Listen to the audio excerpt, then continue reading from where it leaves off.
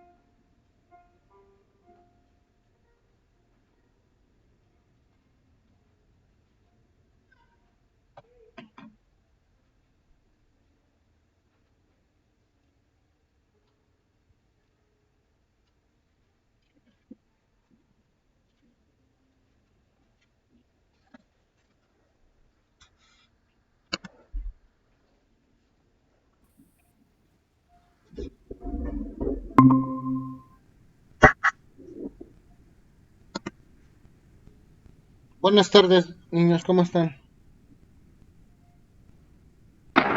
Buenas tardes. Buenas tardes, maestro. Buenas tardes. Pues cada vez somos menos. Bueno, vamos a iniciar la sesión de hoy. ¿A quién le pregunté el viernes? A mi maestro. ¿A ti te pregunté el viernes? Sí, Stephanie, te toca. Sí, profe. Ok, qué bien. Este, mm, terminamos, bueno, nos terminó de explicar lo que era de Cuyus, que, que es, que es cuando es como se le conoce al muertito, es cuando una persona se muere, Ajá, así se le conoce en el mundo del derecho. ajá, Esto lo vimos porque nos estaba diciendo de la capacidad de ejercicio, nos estaba terminando de explicar lo de la capacidad de ejercicio y el por qué se extinguía después de la muerte. ok. Se extingue después de la muerte en lo que terminan de como que repartir la herencia, se podría decir. En lo que se liquida el patrimonio, por eso se le conoce como patrimonio en liquidación. Ok, en lo que se liquida. Nos dijo también que algunas veces, bueno, se debe de dejar un albacea. El albacea es el que hace el inventario de los activos y pasivos del de Cuyus. Y que primero debe de liquidar las deudas y si sobra algo, se reparten entre los herederos. Y si sobran los pasivos, que son las deudas, se deben de adjudicar estas mismas. Y ahí terminan los derechos y obligaciones del de Cuyus. Por eso la capacidad se extingue después de la muerte. Ciertamente. Después nos dijo, bueno, vimos lo que es incapacidad, nos dijo que se divide en dos, en los menores de edad y los mayores de edad perturbados por su inteligencia. Los perturbados por su inteligencia son los que no, pues tienen alguna, alguna enfermedad. Es incapacidad natural y legal. Son los dos tipos de discapacidad que existen. ¿Te acuerdas del fundamento?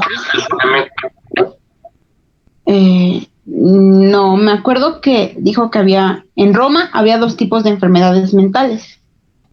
Enfermos mentales. Ajá, sí, sí, enfermos mentales, perdón.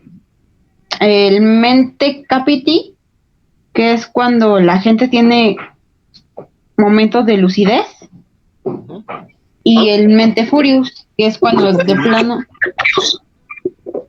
furiosi, que no tienen momentos de lucidez. En el mente capiti, si no mal recuerdo, tiene que haber un tutor y un curador. A ver, espera. ¿Quién era el mente capiti en Roma? ¿Perdón? ¿Quién era conocido como mente capiti en Roma?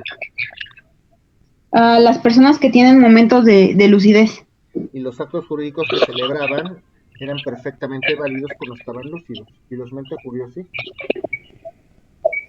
Son los que no tienen ningún momento de lucidez. Ok. ¿Qué más? Entonces en esos tiene que haber un tutor y un curador. Ujú. El tutor es el que, pues, hace todo lo legal, y el curador que El es el que... tutor va a administrar los bienes del incapaz, va a ejercer esos derechos y obligaciones en representación del incapaz, porque no puede. El incapaz no puede, ¿ok? Ok. También vimos lo que es forma, que es una serie de revestimientos y requisitos que regula la ley. Después de eso vimos lo que son los vicios de consentimiento. No, sí. que- Antes de los vicios del consentimiento, a ver, si en el acto jurídico falta la capacidad, la falta de ese elemento es subsanable o no. mm, tienen no, O sea, si falta capacidad no se puede subsanar. ¿Cuáles son los elementos de validez del acto? a los capacidad, forma, licitud en el objeto y ausencia de vicios en el consentimiento. Ok, si falta la capacidad, ¿qué tipo de nulidad se acarrea y por qué?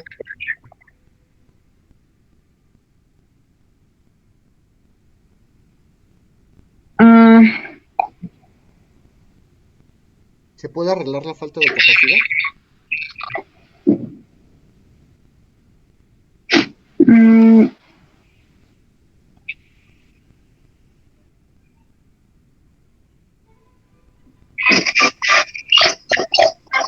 Si un menor de edad te vende su casa, ¿se puede convalidar ese acto?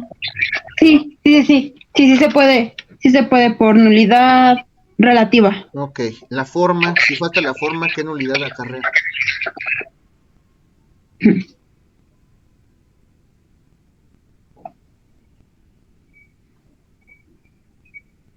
Nulidad absoluta. ¿No se puede arreglar? Si falta la forma, ¿no se puede arreglar?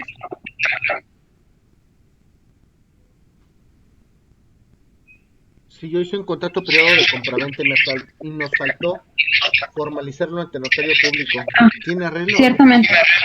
Sí, porque nada más se lleva al notario. Ok, Entonces es nulidad relativa. ok. Si el objeto es ilícito, Esa es nulidad absoluta porque nos dice que nada, no tiene que ser nada ilícito. ok. Y los vicios del consentimiento, ¿cuáles son? Porque ahí depende de cada caso, ¿no? Sí, es error, dolo, violencia, mala fe, lesión, no sé si ya lo dije, ¿No? y temor reverencial. Ok. ¿Cuál es cuál? Ahora sí, ¿cuántos? Bueno, primero el error es la falsa apreciación de la realidad, y el error se divide en error de hecho, de derecho de la persona, error en el contrato, error en el objeto, error motivo, material, de cálculo y obstáculo. El error de hecho es cuando se tiene una falsa percepción de un acontecimiento. El de derecho, cuando se confunden las formas jurídicas. El de persona, cuando no es la misma persona. Nos puso el ejemplo de un matrimonio, que si nosotros nos casaríamos con una persona desconocida.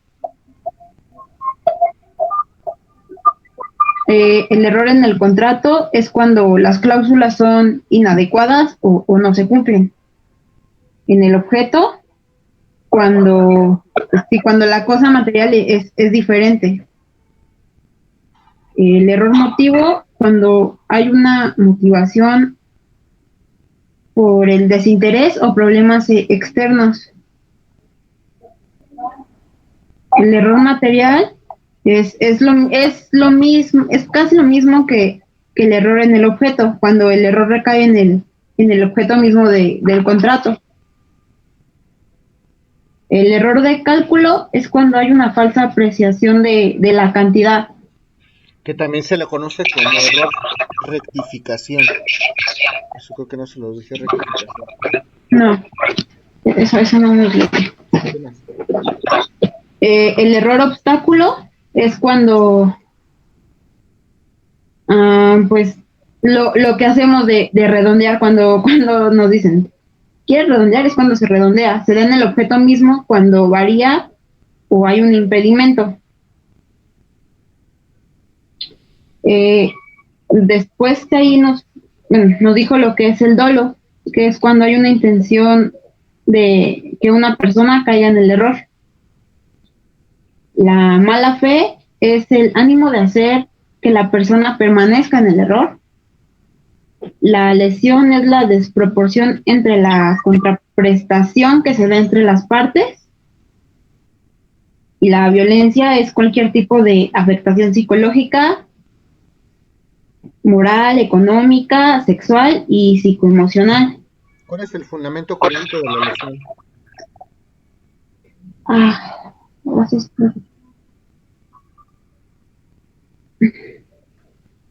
Era... estaba en conmigo.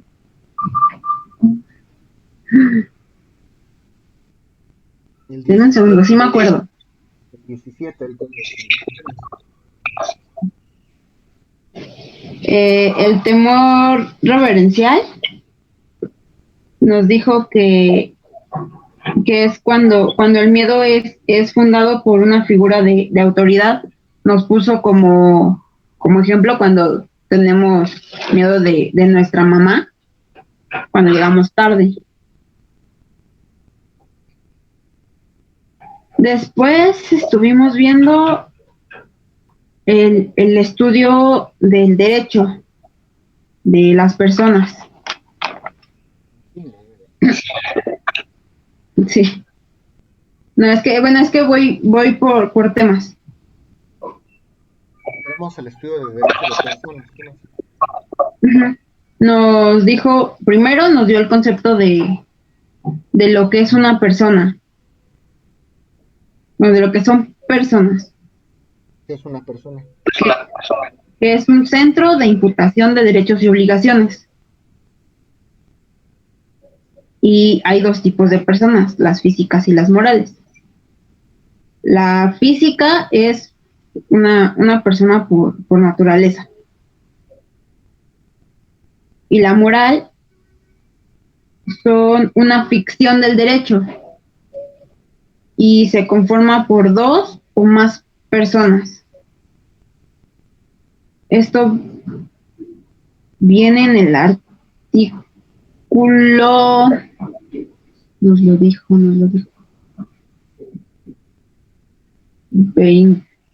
25 del Código Civil. Y se divide en tres, en sociedades mercantiles, Antes de civiles. eso, según el 25 del Código Civil, ¿quiénes son personas morales? ah,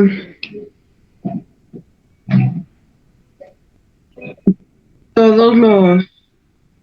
ah, toda persona que quiere tener un lucro, como la nación, ah, los sindicatos. Hay que leer ese artículo 25. ¿Qué más? Les hablé de tres tipos de personas morales. ¿Qué más? Se dividen en tres, en mercantiles, sociedades civiles y asociaciones civiles o instituciones de asistencia privada. Las sociedades mercantiles, pues es a lo que se le considera un comerciante. Y un comerciante es una persona que vive del comercio. Las sociedades mercantiles son las que son comerciantes. Ajá, ok. Sí. Y bueno, un comerciante es una persona que vive del comercio y todas sus operaciones se hacen con una especulación comercial, como el lucro, bueno, con un lucro, porque tienen remuneración.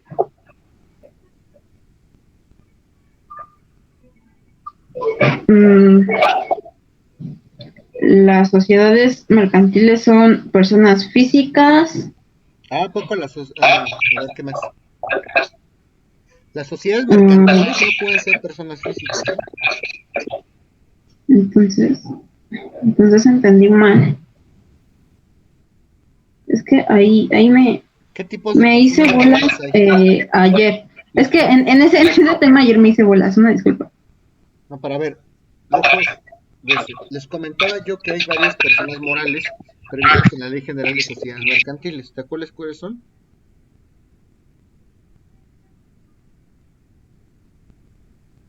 Sociedad anónima.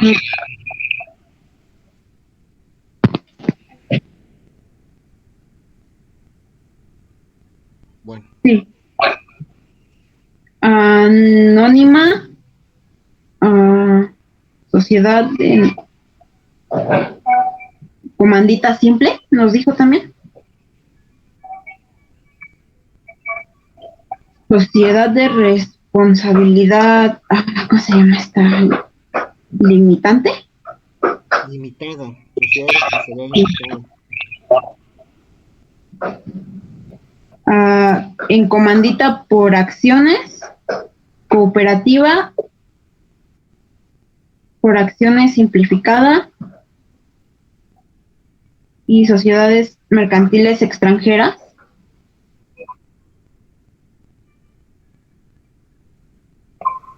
Las sociedades mercantiles extranjeras son las que adaptan las leyes por... no dije una palabra.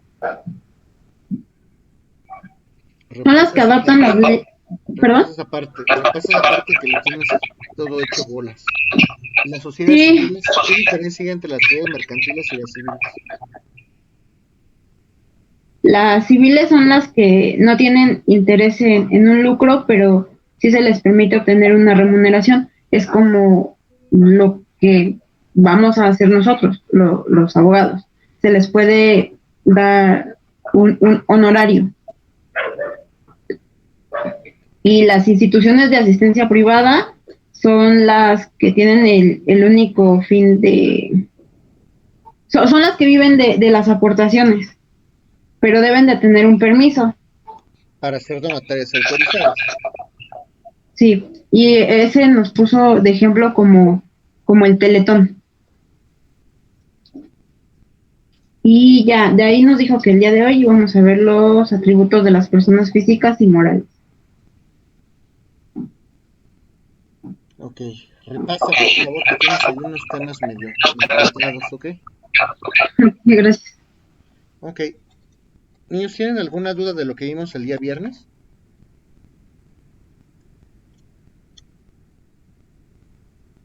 No, maestro, todo bien. Ok. Bueno, entonces el día de hoy vamos a platicar de estos famosos atributos de la personalidad. Seguimos con el derecho de persona, con los temas fundamentales del derecho de persona. No vamos a demorar mucho en esto, pero sí es importante que hablemos de los atributos. Eso es de las cosas más importantes de este tema, sin lugar a dudas. ¿Ok? Entonces, ya platicamos, ya quedó establecido que hay dos tipos de personas en el mundo del derecho: las personas físicas y las personas morales. Todas las personas, por el simple hecho de ser personas en el mundo del derecho, tienen ciertas características, tienen ciertos atributos, que es el tema que vamos a platicar ahora. Atributos, atributos de la personalidad. Por el simple hecho de ser personas, todos tienen atributos de la personalidad. Y primero vamos a hablar de los atributos de la persona física.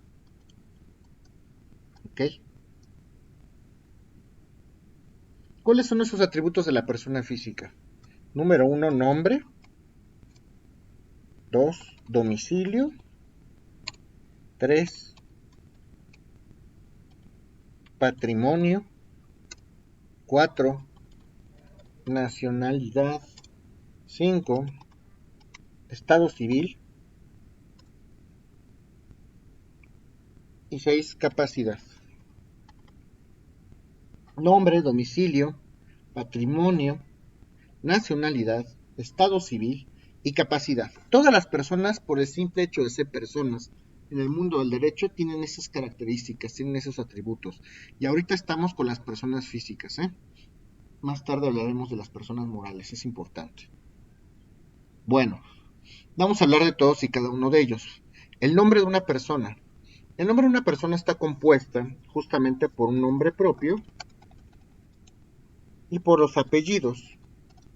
El nombre sirve básicamente para atribuirle o reconocerle el derecho a la identidad, derecho a identidad de una persona. ¿Ok? Una vez que este nombre es tomado, se toma nota por parte de las autoridades competentes, por parte del registro civil. El registro civil va a tomar nota justamente de este nombre y apellido. Se dice que esa persona existe en el mundo del derecho. El registro Juárez fue instituido, inaugurado por don Benito Juárez García. Fue el pionero en instituir este famoso eh, registro civil, y es importante que ustedes lo comenten, ¿ok? Y todos tenemos derecho a esta identidad. El nombre obviamente está compuesto por nombres propios, apellidos, apellido paterno y apellido materno, para tener la identidad. Ojo, los progenitores tienen que ir a reconocer a los menores y a todas las personas, y tendrán estas personas derecho a utilizar los apellidos. Justamente el reconocimiento de esta paternidad, de esta filiación, así se le llama en el mundo del derecho, filiación, sirve también para establecer la filiación, que es el reconocimiento del parentesco que existe entre padres e hijos. También sirve para generar algunos derechos derivados del parentesco, como son el derecho a heredar, el derecho a percibir alimentos, ¿ok? Y el derecho también a recibir legados, que son herencia a título particular, ¿ok? Entonces, ese es el nombre. ¿Alguien tiene alguna duda respecto al nombre?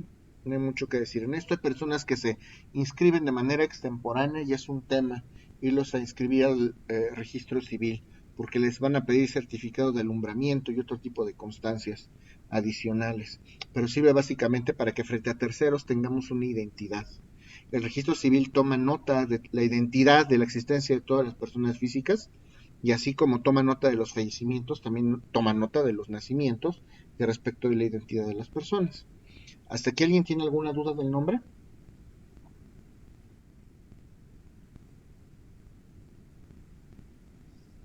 No, maestro, todo bien. Ok, vamos a hablar del domicilio.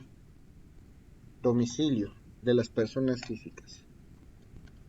Y todas las personas, este atributo de la personalidad, hablando específicamente de las personas físicas, todas las personas tienen un domicilio en el mundo del derecho, todas, absolutamente todas, hasta el señor que vaga en la calle, que no tiene casa, tiene también un domicilio. Ahorita vamos a hablar de esas reglas, ¿ok?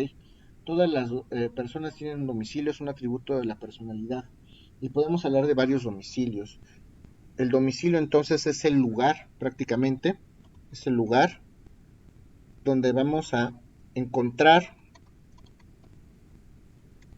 a la persona física. Y hay varios tipos de domicilios. Está el domicilio fiscal, por ejemplo. El domicilio fiscal es el domicilio que vamos a señalar justamente como centro principal para el pago de nuestras obligaciones fiscales, para el pago de nuestros impuestos. Puede ser que algunos domicilios coincidan o no. Puede ser que su domicilio personal no sea el domicilio fiscal, pero el domicilio fiscal se va a señalar, es el que le vamos a señalar al SAT para hacer cumplimiento pleno de nuestras, justamente de nuestras obligaciones fiscales. Está el domicilio legal, que es el domicilio que establecemos conforme derecho para ser localizados, ¿ok? El domicilio legal, cuando nosotros señalamos frente a alguna autoridad un domicilio para que seamos localizados, podemos hablar del domicilio legal. Por ejemplo, si tenemos algún proceso o si somos parte de algún proceso, la autoridad siempre nos va a solicitar que establezcamos algún domicilio legal para ser localizados, ¿ok? El domicilio voluntario. El domicilio voluntario es aquel que las personas establecemos, es aquel que nosotros establecemos conforme a la ley para residir de manera voluntaria, donde residimos de manera voluntaria, ¿ok? Donde nosotros residimos de manera voluntaria, sus casas, ese es el domicilio voluntario, ¿ok? Cuando ustedes escogen un domicilio para habitar. Y también está el domicilio convencional. El domicilio convencional es aquel domicilio donde puede ser localizada una persona.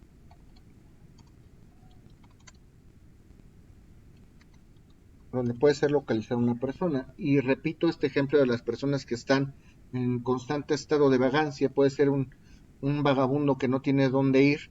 Pues dice la ley que el lugar donde se encuentre se va a entender que es su domicilio. Si está en la calle, si está en un puente. Pero todas las personas en el mundo del derecho tienen domicilio porque es un atributo de la personalidad. ¿Hasta ahorita tienen alguna duda?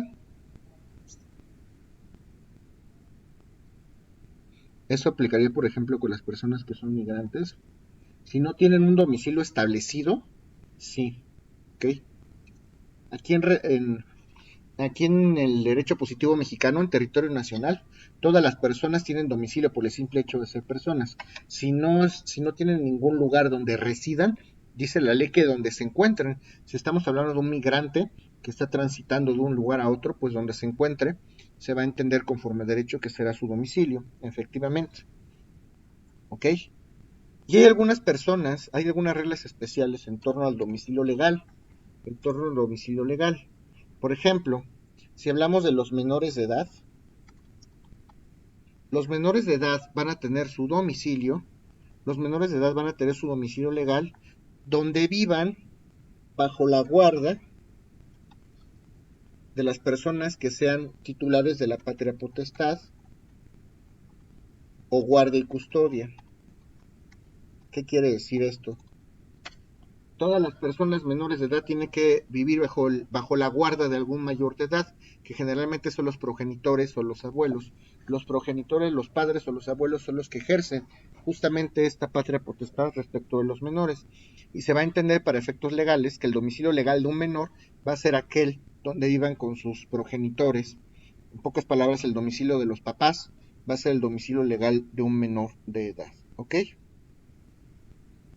En el caso de personas menores de edad que no estén sujetos a la patria potestad, porque la patria potestad solamente la pueden ejercer padres o abuelos, que no tengan papás y no tengan abuelos, se supone que conforme a derecho deben de tener tutores, ¿ok?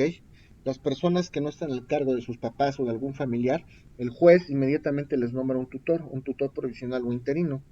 Entonces, los menores de edad que están bajo el régimen de la tutela, se entiende que su domicilio legal va a ser el domicilio del tutor. ¿Ok? En el caso de los menores, y las personas que viven en casas, a eso voy justamente a eso voy. En el caso de las personas que están en estado de desamparo,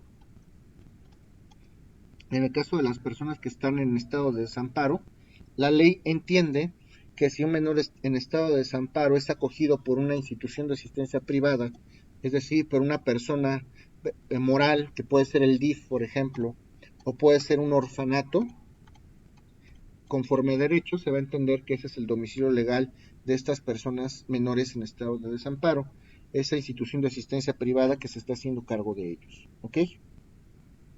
Bueno, en el caso de los cónyuges, se va a reputar el domicilio conyugal, el domicilio donde viva con mi esposo o con mi esposa. Ese se va a entender como el domicilio legal de los cónyuges para todos los efectos legales de aquel lugar, ¿ok? Eso es en el caso de los cónyuges, cuando se establece un domicilio conyugal, ¿ok? En el caso de los militares, en servicio activo, se va a entender que el domicilio legal de esos militares en servicio activo va a ser el lugar donde se encuentren ejerciendo sus funciones. Si estoy en Vietnam, pues, en ese momento se reputa que Vietnam es mi domicilio legal, ¿ok? Los militares entonces en servicio activo se reputará como su domicilio legal, donde se encuentren ejerciendo en ese momento su servicio, sus actividades, ¿ok? ¿Hasta aquí alguien tiene alguna duda? Bueno. En el caso de los servidores públicos, aquellos servidores que están al servicio del Estado, se va a entender justamente que van a tener su domicilio en el lugar donde estén desempeñando su cargo. Por ejemplo, un ministerio público se encuentra en la agencia, se encuentra en la Fiscalía de Delitos contra la Salud, pues si está desempeñando en ese momento su cargo y está en la Fiscalía, en ese momento la ley va a entender que su domicilio es el lugar donde está desempeñando su cargo, en esa Fiscalía. ¿Ok? Ahora, en el caso de las personas, esto es importante, que están privadas de su libertad, que están cumpliendo una sentencia en un reclusorio, ¿qué pasa? Pues se va a entender que si tienen más de 6 meses, recluidas estas personas en un centro penitenciario de extinción de penas corporales, se va a entender que el reclusorio o el lugar donde estén recluidos va a ser su domicilio legal. ¿Hasta aquí alguien tiene alguna duda? No, maestro. Ok. ¿Qué pasa? Porque también puede ser el caso. Y quienes padezcan de sus facultades mentales, si quienes padecen de sus facultades mentales están bajo la patria potestad de sus progenitores o abuelos, pues será el de sus progenitores o abuelos. O en el caso de que estén bajo la tutela de alguien, se va a entender que el domicilio del tutor va a ser el domicilio de estas personas incapaces, porque finalmente son incapaces legales, ¿ok? Bueno, puede ser que una persona tenga 2 o más domicilios, ¿ok? Si no tuvieran tutela por fallecimiento o abandono, no hay ningún menor incapaz en derecho que no tenga tutela. Si una persona, si el tutor de alguna persona no puede ejercer la tutela por algún caso, en ese momento se tiene que dar vista al Ministerio Público para que le dé vista inmediatamente al juzgado de lo familiar, y el juez de lo familiar va a nombrar un tutor interino. Todos los incapaces se les tiene que nombrar un tutor interino, en lo que se les nombra un tutor legítimo o definitivo, ¿ok? Entonces, si algún tutor fallece, el juez de lo familiar va a nombrar un tutor interino y para efectos legales se va a entender como domicilio el del tutor interino, ¿ok? Bueno, ¿qué pasa si alguna persona tiene 2 o más domicilios? Porque puede ser que algunas personas tengan 2 o más domicilios. Yo tengo 2 departamentos en la Ciudad de México, o tengo a lo mejor una casa de campo y tengo mi departamento en la ciudad. Pues si existen 2 o más domicilios, se va a entender para efectos legales el lugar donde se encuentre esa persona, ¿ok? El lugar donde se encuentre esa persona justamente va a ser en el caso de que existan 2 o más domicilios. ¿Hasta aquí tienen alguna duda? Independientemente de lo que diga el INE, de la dirección que hayan Sí, puesto en el independientemente INE. de lo que diga el INE. Por ejemplo, si tú señalas un domicilio, vamos a pensar que tú estás sometido a algún proceso judicial y la autoridad judicial te pidió que señalaras un domicilio para oír, recibir notificaciones, tú puedes señalar el despacho de tus abogados independientemente de lo que diga tu INE, o si tu INE, si tienes dos o más domicilios, si tienes una casa de campo y un departamento, y el departamento tiene tu dirección del INE, más bien el INE tiene la dirección de tu departamento y estás en tu casa de campo y te localizan en tu casa de campo, pues se tendrá como tu domicilio el de tu casa de campo, independientemente de lo que diga el INE, ¿ok? Ok, muchas gracias. Ok. Eso es en el caso del domicilio. Vamos a hablar del patrimonio. Del patrimonio como atributo de la persona física, ¿ok? Y ojo, también todas las personas en el mundo del derecho, todos tenemos patrimonio. ¿Cómo vamos a definir el patrimonio? Como un conjunto de ¿qué? De derechos, de obligaciones, de activos, de pasivos, o sea, activos y deudas, también los deudas, ¿ok? Conjunto de derechos, de obligaciones, de activos, de pasivos, que son susceptibles de apropiación, que se pueden apropiar, son cosas o bienes respecto de los cuales puedo ejercer un derecho de propiedad y que además se pueden valorar en dinero, ¿ok? Eso es el patrimonio, un conjunto de haberes, de derechos, de obligaciones, de haberes, eso no se los dije, de haberes, de derechos, de obligaciones, de activos, de pasivos. Un haber es un derecho o una obligación, pero sí lo maneja la ley. Conjunto de haberes, de derechos, de obligaciones, porque los derechos también también forman parte del patrimonio. Si ustedes, por ejemplo, escribieron un libro, lo registran debidamente ante indautor y ustedes comercializan con su obra, pueden obtener regalías. Esas regalías son susceptibles de apropiarse, a pesar de que es un bien intangible, porque no lo podemos tocar con los sentidos, se puede cuantificar en dinero, se puede apropiar ese bien intangible, esas regalías. Y también el patrimonio conforma obligaciones, ¿ok? También las deudas se pueden valorar en dinero. Si yo tengo deudas, ¿cuánto le debo a mi tarjeta de crédito? ¿Cuánto debo de crédito automotriz? ¿Cuánto debo de crédito bancario? ¿Cuánto le debo a mis trabajadores si soy patrón? También los pasivos son parte del patrimonio, ¿ok? Y hay varios tipos de patrimonio también. Está el patrimonio económico. Patrimonio económico es aquel que es susceptible de ser valorado en dinero, ¿ok? El patrimonio natural, que es el patrimonio que todas las personas tenemos como atributo de la personalidad por el simple hecho de ser personas. Como les decía, hasta una persona en estado de vagancia tiene patrimonio. La ropa que tienen, no sé, los zapatos o a lo mejor el único zapato que tienen, no sé, una manta, todo lo que tenga una persona es parte de su patrimonio.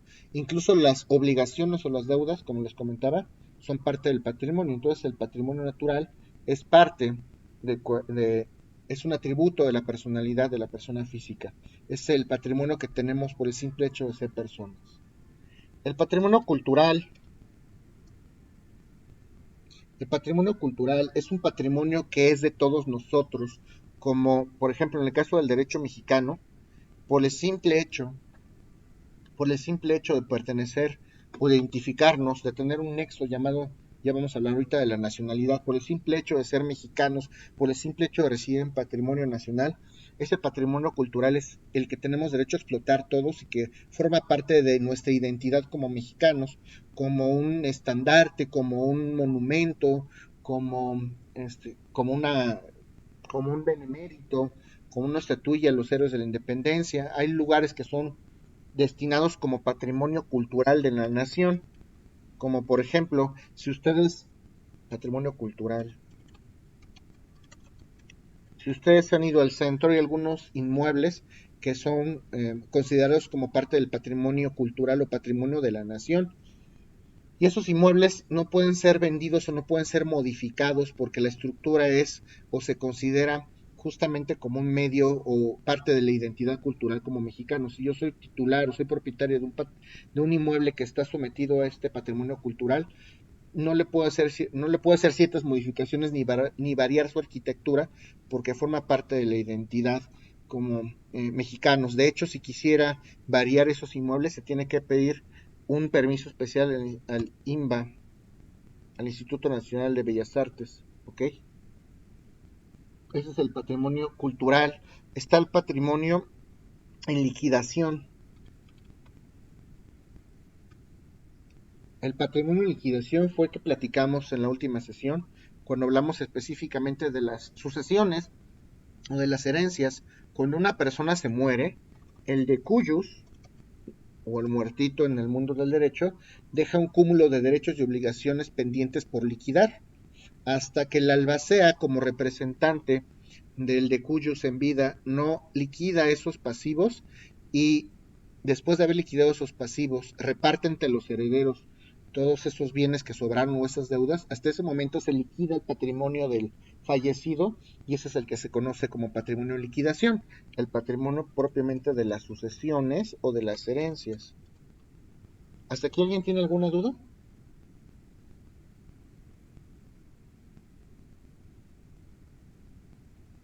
No, maestro. Ok.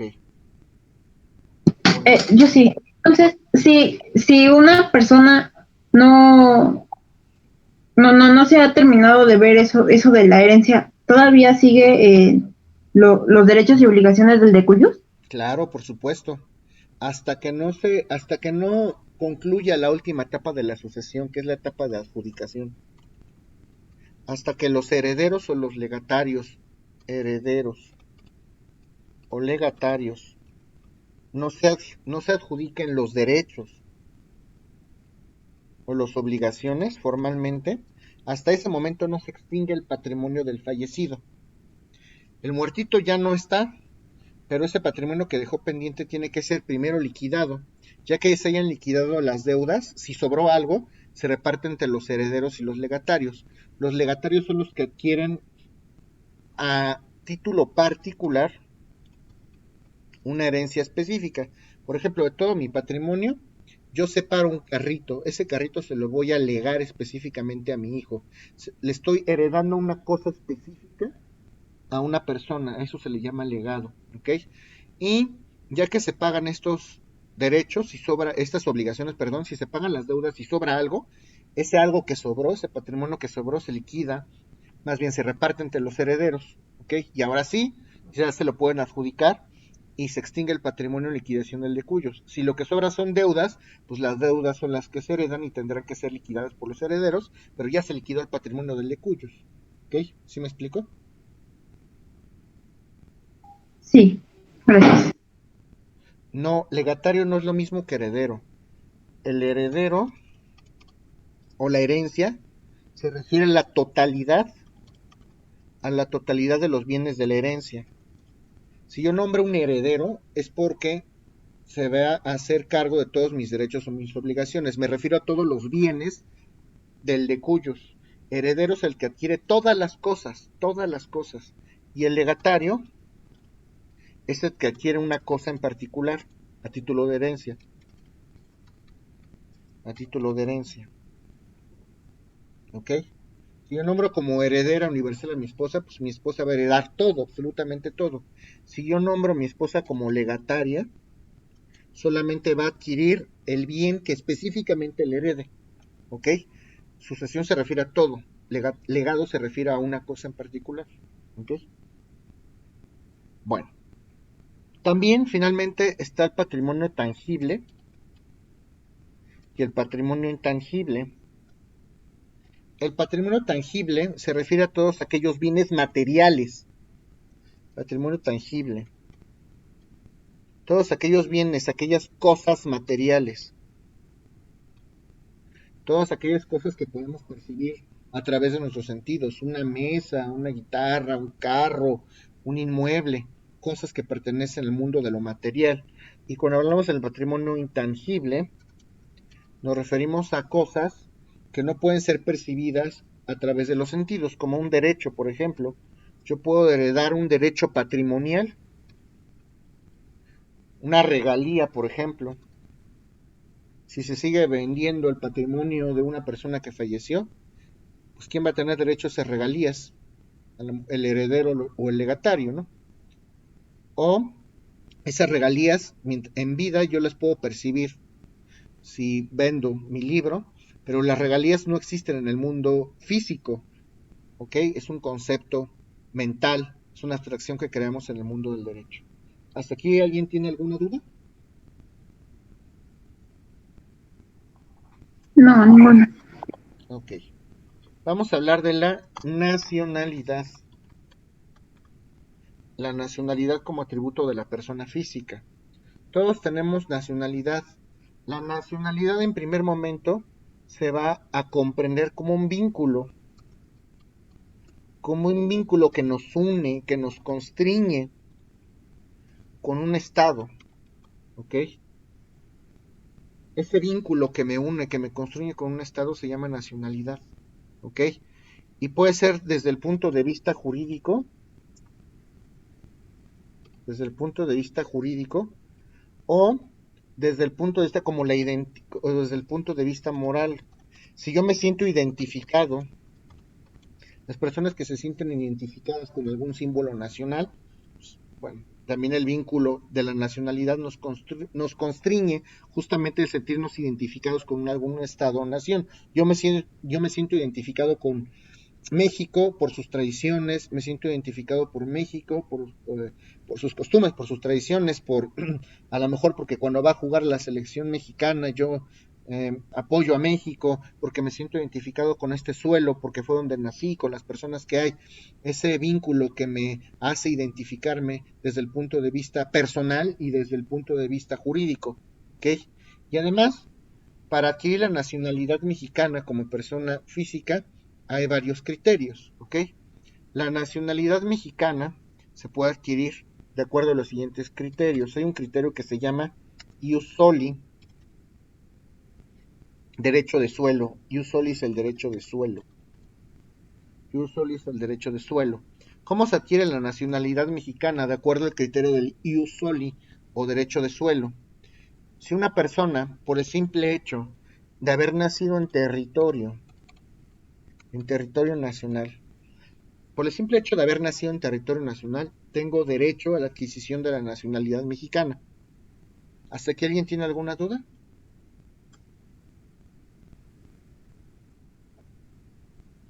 ¿De qué otra manera puedo adquirir la nacionalidad mexicana desde el punto de vista del derecho de suelo?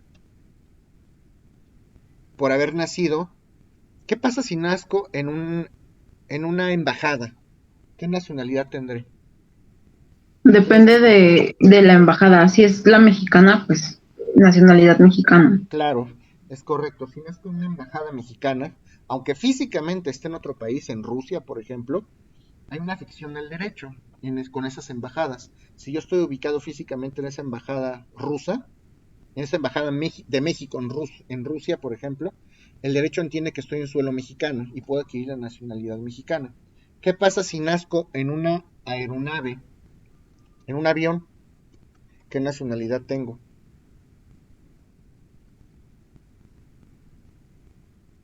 Es igual, ¿no?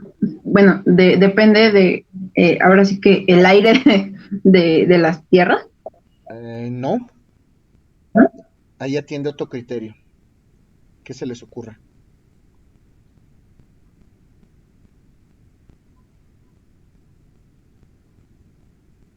Lo mismo con un buque, en una embarcación.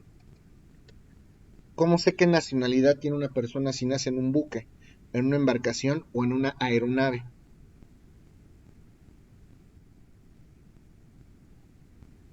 ¿Qué se les ocurre a los demás?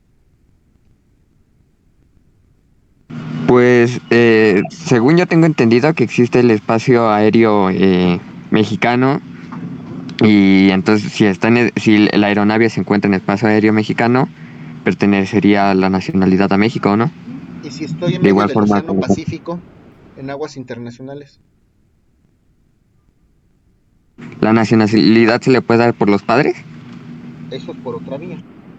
De acuerdo a las embarcaciones o a los buques, depende de la bandera que tengan estas embarcaciones o estos aviones o estas aeronaves. Si la aeronave tiene una bandera mexicana, se entiende que es una aeronave mexicana y es una extensión del suelo mexicano. La persona que nace en una aeronave con bandera mexicana puede adquirir la nacionalidad mexicana. O igual en un buque. Si las personas nacen en un buque con bandera mexicana, pues pueden adquirir la nacionalidad mexicana. Se entiende que es territorio mexicano. Esto es en cuanto al territorio, al derecho de suelo. ¿Sí está claro esto que les comento? Sí, solamente pueden tener una bandera. Sí, así es.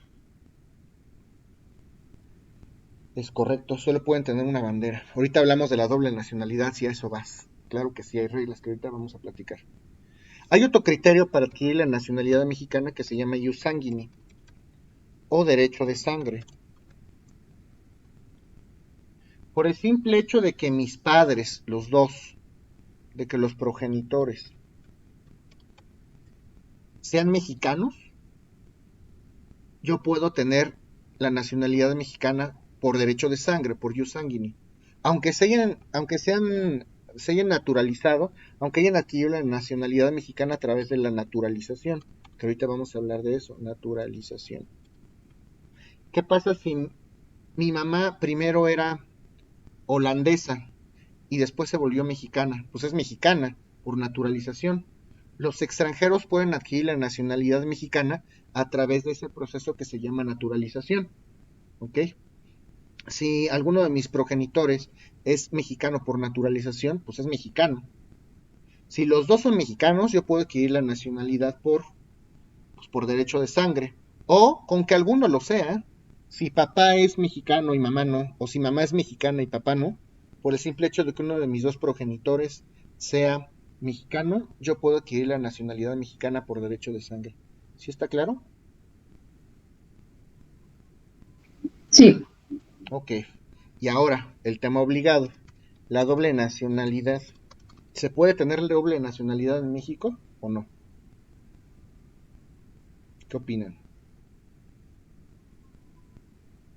Me parece que sí, pero no estoy muy segura. ¿Por qué? ¿De qué depende? ¿Qué opinan?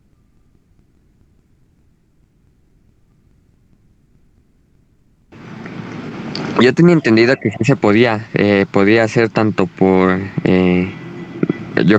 nacer aquí, como usted dijo, de los padres, que algún padre sea de otro país y poder obtener así doble nacionalidad, o cuando una persona del extranjero o de algún otro país se llega a casar con un mexicano, adquiere también la nacionalidad, ¿no? Aquí en México, los extranjeros que adquieren la nacionalidad mexicana, se dice que adquieren la nacionalidad mexicana por naturalización. Y hay varias vías para adquirir la nacionalidad mexicana por naturalización. Una de ellas puede ser el matrimonio, pero no es que me case y automáticamente ya sea mexicano. Necesitamos cumplir otros requisitos que establece la ley de nacionalidad, la propia Constitución Política de los Estados Unidos Mexicanos, la ley de migración, el reglamento de la ley de migración. Necesita cumplir cierta temporalidad. Por ejemplo, hay unos extranjeros que por el simple hecho de pertenecer, de que su país natal sea parte de la península iberoamericana, pues les piden 3 años para poder aspirar a la naturalización. Les hacen además un examen de conocimientos generales más complicada. Se supone que es de historia mexicana, pero se los hace más complicado. Todos pensaríamos que les van a preguntar cuál es el natalicio de Benito Juárez, la fecha de independencia, etcétera. Pues no, les hacen preguntas y eso es una realidad, la fecha, el nombre completo de Juan Gabriel y ese tipo de cosas. Entonces, pues los exámenes para naturalizarse no son tan sencillos. Son 10 preguntas, si tienen 8 los extranjeros, pues ya adquieren la nacionalidad, pasan ese requisito. Además no deben de tener ningún tipo de antecedentes penales. Les piden cartas de no antecedentes penales locales y federales, ¿ok? Les piden que hayan estado en territorio nacional sin salir determinado tiempo, determinados días. Por aquellos países natales o para aquellos extranjeros cuyo país natal no forma parte de algún país que pertenezca a la península iberoamericana, en esos supuestos no piden 3 años, piden 5 años, por ejemplo. ¿Ok? Pero bueno, hablando de la doble nacionalidad, vamos a hablar de lo siguiente. Una persona, vamos a suponer una persona francesa, que viene aquí a México y se interna conforme a la ley como residente temporal, por ejemplo. Yo soy residente temporal, vengo aquí a México porque vengo a trabajar. Y además, Instituto Nacional de Migración además me da un permiso para trabajar. Bueno, pues puede internarse por un año, tiene que haber una carta de oferta de empleo por parte de la empresa, etcétera. ¿Ok? Vamos a pensar que esa persona pasa los 5 años, solicita su naturalización, se quiere hacer mexicano y pasa el examen, se naturaliza como mexicano. A partir de ese momento, esta persona francesa que adquiere la nacionalidad mexicana por naturalización, se le expide un documento que se conoce justamente como un certificado de naturalización. Eso lo va a acreditar como mexicano. Ese documento no se puede micar, no se puede engrapar, no se puede perforar porque pierde validez. ¿Ok? Sí se puede certificar, por precaución se certifica. Pero con ese documento, pues el francés que ya es mexicano puede sacar su pasaporte mexicano, puede obtener incluso su credencial para votar expedida por el Instituto Nacional Electoral, etcétera. Ahora, ¿en qué reside esta doble nacionalidad? Ojo con esto. Aquí es donde justamente se permite este rango de las múltiples nacionalidades. Cuando los extranjeros se naturalizan como mexicanos, automáticamente los hacen firmar la famosa cláusula Calvo, una cláusula que se llama cláusula Calvo. Esta cláusula Calvo, ¿en qué consiste? Consiste en muchas cosas, pero para este efecto en especial, con una persona extranjera se naturaliza como mexicano, automáticamente renuncia a la protección de su país de origen. Yo renuncio a la protección del Estado o del Estado francés, del país de Francia. ¿Por qué? Porque a partir de ese momento me voy a someter a la protección y a la sumisión del Estado mexicano. Yo puedo como naturalizado, aquí en México ya soy mexicano. Nací en Francia, pero ya soy mexicano. Si yo voy a Francia, por ejemplo, y al momento de ingresar a la República Francesa, me acredito, me ostento como francés con el pasaporte español, perdón, francés, pasaporte francés, pues según las leyes de Francia, si Francia no tiene ningún tipo de objeción, pues ahí se puede ostentar como francés. Y para todos los efectos legales en Francia, esta persona será francés. Y cuando venga a México, se tiene que ostentar con el pasaporte mexicano. ¿Qué pasa si una persona extranjera que ha sido naturalizada y ya es mexicana se ostenta con un pasaporte, una identificación oficial de otro país? Automáticamente pierde la nacionalidad mexicana. Automáticamente. Esto es delicadísimo, porque si una persona que ya ha sido naturalizada se ostenta con un pasaporte francés o español o de cualquier otro estado, se identifica como tal, automáticamente se asume que esa sumisión que hizo al gobierno mexicano ha sido renunciada. Automáticamente pierde la nacionalidad. En pocas palabras, en eso reside este tema de la doble nacionalidad. Aquí en México tienes que asuntarte como nacionalidad, como nacional mexicano, si es que has adquirido esa nacionalidad, ¿ok? Si en otros países es permitido, a pesar de que tengas la nacionalidad mexicana, que te ostentes con otra nacionalidad, pues bueno, eso ya quedará conforme a las reglas de los otros estados. Pero aquí en México te tienes que asuntar como mexicano, si eres extranjero y te naturalizaste. Los mexicanos por nacimiento no pierden la nacionalidad mexicana. Eso siempre la vamos a tener, aquellos que nacimos en México o tenemos de origen o de nacimiento la nacionalidad mexicana. Si en otro país podemos adquirir otro tipo de nacionalidad conforme a las reglas de otro país, esa ya es otra historia. Pero para efectos del gobierno mexicano vamos a ser mexicanos. ¿Sí está claro? Profe, Sí. y si cometen algún delito, o sea, en este caso, se van a Francia, cometen un delito y se vienen a México cuando ya están naturalizados, ¿bajo qué ley se condena o cómo? Bueno, esa es una cuestión ya de naturaleza penal. Y justamente hay un tema en derecho penal que se llama el ámbito de validez de las normas jurídicas. Eso es un ámbito espacial de validez. ¿En qué país tengo que ser juzgado si yo cometí un delito? Eso es otro tema diferente a la nacionalidad. Y nos regimos bajo las reglas de la extradición. La extradición se rige conforme a varios criterios, conforme a la Constitución política, 1, conforme a las reglas del Código Penal Federal, 2, conforme a los tratados internacionales, 3. Y en ese sentido, si una persona puede reclamar la extradición, más bien, un Estado puede reclamar la extradición de un delincuente, número 1, si cometió un delito en su territorio. Si yo cometí un delito en Francia y me vengo a esconder aquí a México, pues el gobierno francés puede pedirle al gobierno mexicano que sea trasladado frente a las autoridades francesas para que sea procesado o en su defecto cumpla la sentencia a la cual fui condenado en el Estado francés. O también si yo planeé un delito estando en México y afecto a otro país, como Colombia, por decir algo, aunque yo no esté físicamente en Colombia, si yo planeé un delito que afecta al Estado colombiano, Colombia también me puede reclamar. Entonces el criterio para definir quién me va a juzgar o quién me puede reclamar es el país al cual afecté, ¿ok? Y me pueden reclamar para dos cosas: para ser juzgado, si yo afecté a ese país, o para cumplir una condena. Pero ninguna persona puede ser condenada dos veces por el mismo delito. Si yo fui juzgado en México por delitos mexicanos, ya no me pueden reclamar otro tipo de países para ser juzgados, ¿ok? Otra cosa diferente es que yo haya cometido delitos aquí en México y también haya cometido delitos, por ejemplo, en Estados Unidos. A lo mejor yo cumplí mi condena en México por los delitos que cometí aquí, pero a lo mejor en Estados Unidos están previstos otros delitos distintos a los previstos en la República Mexicana, en cuyo caso también tiene derecho Estados Unidos para solicitar mi presencia y que sea extraditado y sea juzgado por esos delitos en Estados Unidos. ¿Me expliqué o no?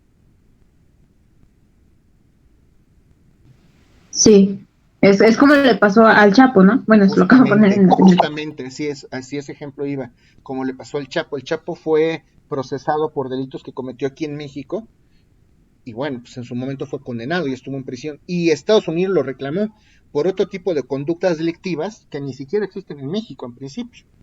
No podemos condenar a una persona, perdón, dos veces por haber cometido el mismo delito.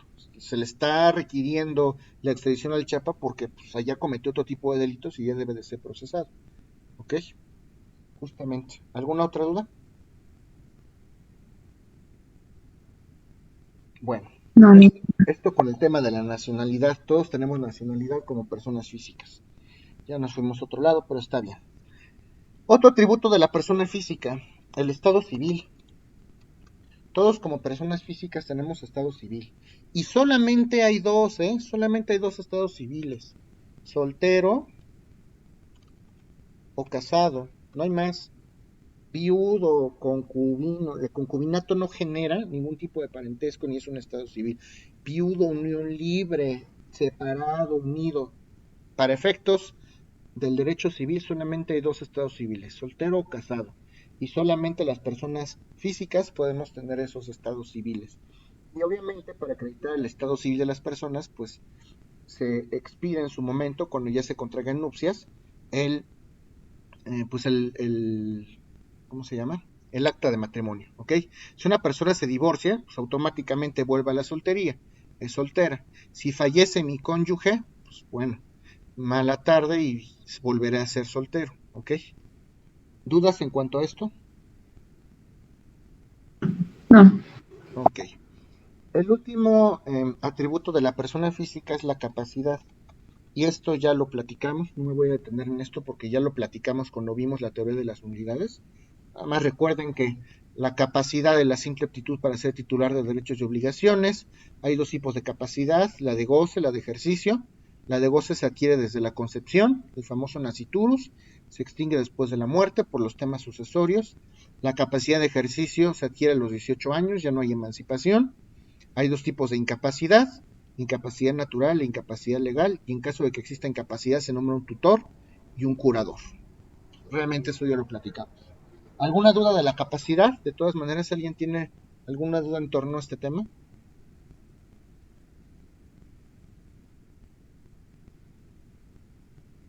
Bueno, ahora sí vamos a hablar de las personas morales. Aquí sí hay reglas especiales. Personas morales, ¿ok? Cuando hablamos de personas morales, acuérdense que hablamos de personas jurídico-colectivas. Y las personas morales, aquellas que establece el artículo 25 del Código Civil para el Distrito Federal, también tienen atributos, porque también son personas en el mundo del derecho. ¿Cuáles son los atributos de las personas morales? Primero, denominación o razón social. Denominación o razón social. Ese es el primer atributo de las personas morales. Segundo, domicilio. También tienen domicilio. Tercero, patrimonio. Cuarto, capacidad. Y 5, nacionalidad. Las personas morales solamente tienen estos. Obviamente no tienen estado civil. ¿Ok? Y muy importante, las personas morales no tienen nombre. Si me ponen en el examen que una persona moral tiene nombre, va a estar mal. ¿Ok? Las personas morales no tienen nombre. Tienen denominación o razón social. Entonces estos son los atributos de la persona moral: denominación o razón social, domicilio, patrimonio, capacidad, nacionalidad, nada más. ¿Ok? Vamos a hablar del primero de ellos, de la denominación o razón social. ¿Alguien sabe la diferencia entre denominación y razón social?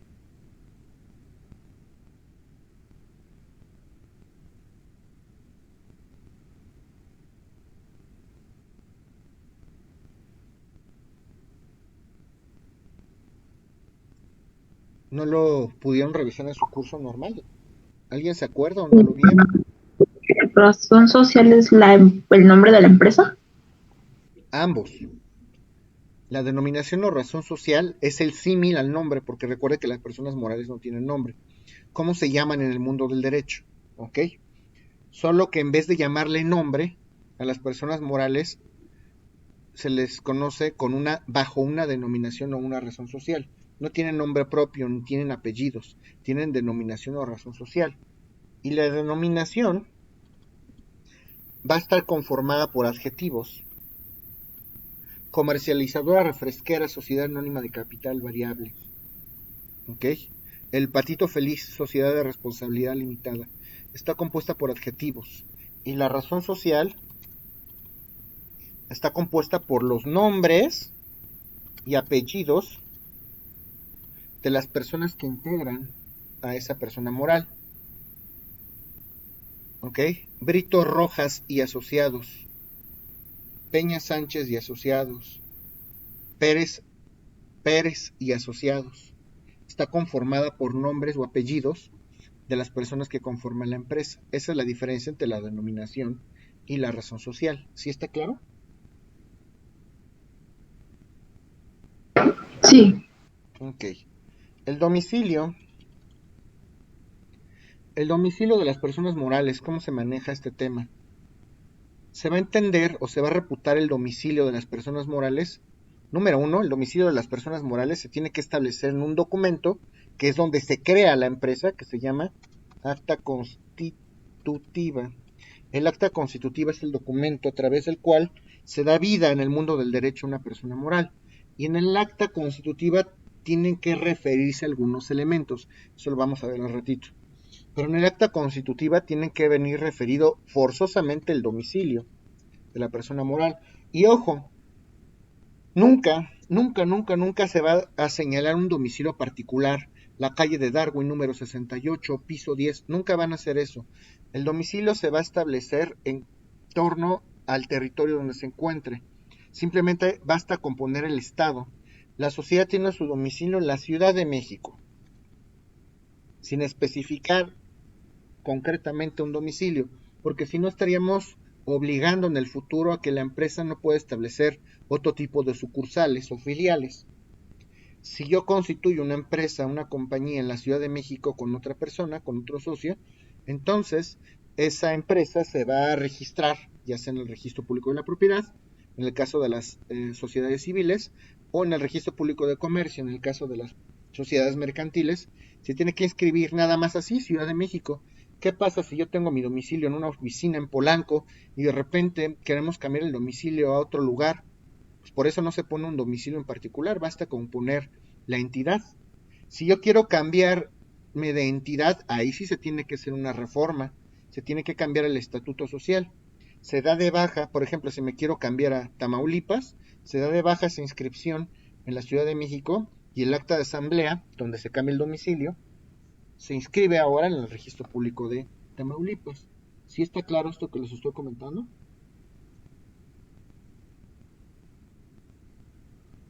¿Alguien tiene alguna duda? Sí, está claro. Ok. Vamos a hablar ahora del patrimonio. El patrimonio de las personas morales. ¿Cómo se conforma el patrimonio de las personas morales? Por eso el día viernes les platicaba que hay 3 tipos de escalafones o de categorías de personas morales: las sociedades mercantiles, las civiles y las instituciones de asistencia privada o asociaciones civiles. Las personas morales, por ejemplo, en el caso de las sociedades mercantiles, dentro del acta constitutiva, de igual manera, se tiene que establecer un capital. Capital. El capital son las aportaciones que hacen los socios o los accionistas que aportan a la empresa al momento de que se crea la sociedad. Y ese capital que aporto ya no va a ser mío, ya va a ser de esa persona moral, de esa sociedad. Al ser considerado como una persona, una sociedad, tiene patrimonio propio y puedo aportar dinero o puedo aportar también en especie. Las personas que aportan en dinero se les conoce como socios capitalistas. Las personas que aportan talento o bienes se les conoce como socios industriales. A lo mejor yo aporté 3 inmuebles o 4 grúas, soy socio industrial, también cuenta. Y todo ese cúmulo de bienes tiene que estar relacionado en el acta constitutiva. Yo soy socio y aporté 25 acciones, cada una con valor de 1,000 pesos. Aporté 25,000 pesos que ya son parte del capital de la sociedad. Yo aporté un inmueble con valor de 1,000,000 de pesos. Pues eso es parte ya del patrimonio de la sociedad, forma parte del capital de la sociedad. Así es como se establece, se determina el capital justamente de la sociedad. Y eso lo pueden ustedes ver a detalle en la propia acta constitutiva, en unos artículos que se llaman artículos transitorios. ¿Alguien tiene alguna duda de esto, niños?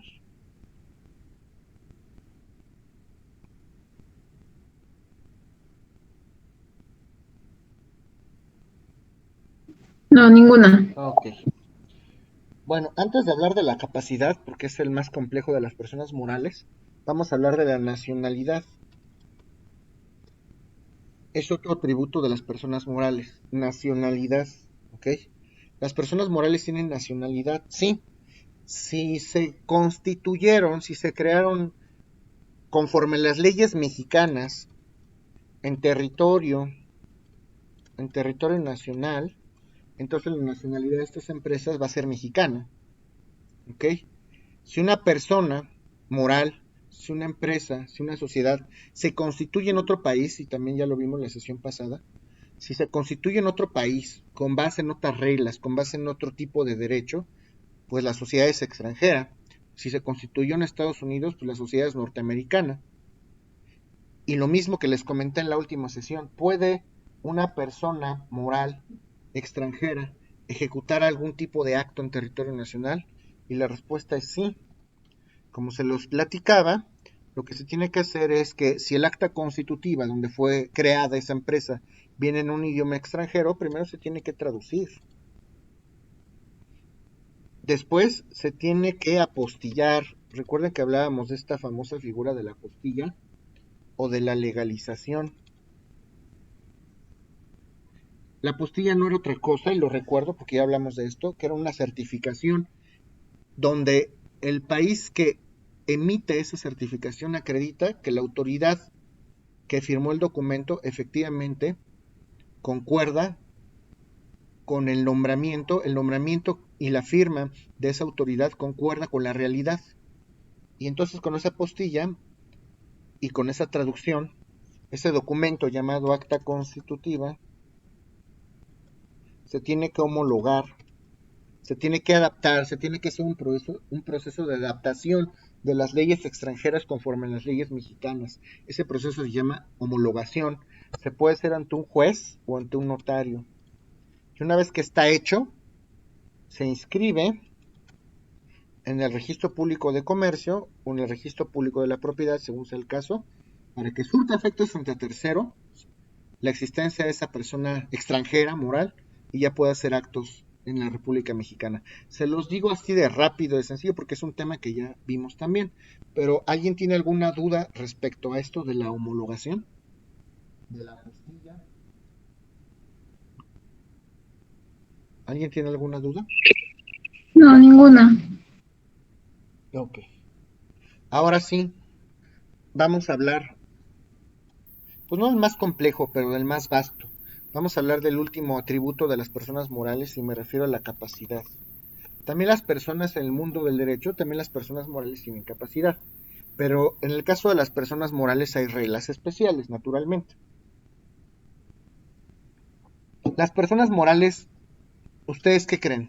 ¿Qué tipo de capacidad tienen? ¿De goce, de ejercicio, ambas? ¿Qué opinan?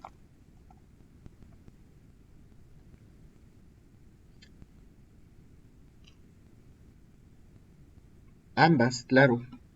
Así es, tienen ambos tipos de capacidad. ¿Y cuándo adquieren la capacidad de goce las personas morales? Obviamente, Al momento de crear la empresa. exacto, el momento en que se constituyen. Obviamente, no hay naciturus personas morales.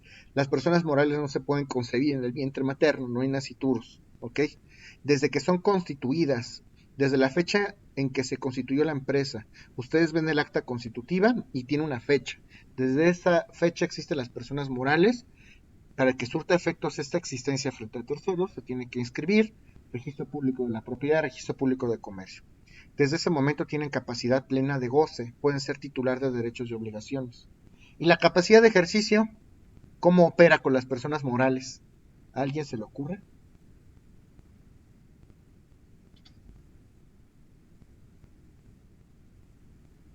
Desde que ya está funcionando. ¿Puede haber personas morales incapaces?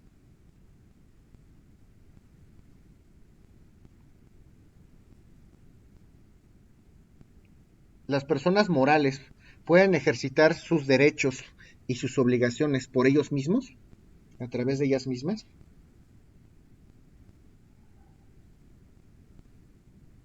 Coca-Cola México, Sociedad Anónima de Capital Variable, ¿puede ejercitar sus derechos y sus obligaciones por sí misma? No. Entonces, ¿cómo es?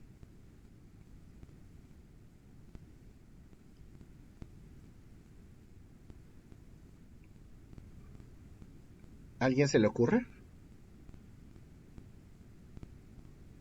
Sí.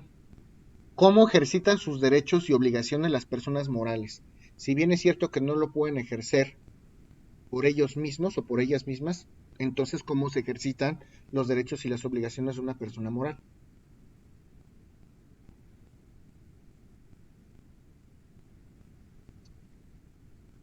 ¿Qué se les ocurre? ¿Por los socios? ¿Por sus declaraciones y pagos de impuestos? No. O sea, si yo quiero contratar, si Coca-Cola Company, no, Coca-Cola de México, Sociedad Anónima de Capital Variable, quiere llevar a cabo un contrato, pues las declaraciones y los impuestos no serían aplicables en el supuesto, son otra cosa. Pero como tú dices, Stephanie, a través de sus representantes legales,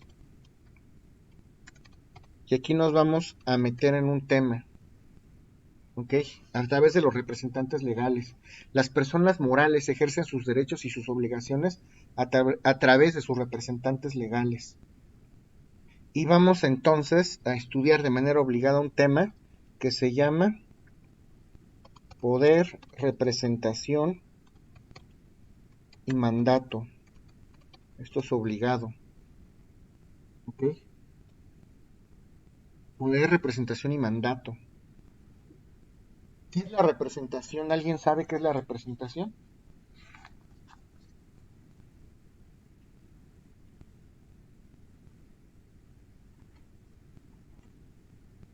¿Qué será la representación? Cuando alguien habla por ti o asiste a ajá, exacto, como dice Luis, quien figura por la empresa.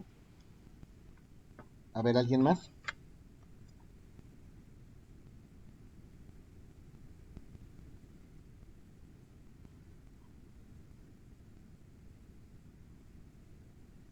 ¿Qué diferencia entre un poder y un mandato?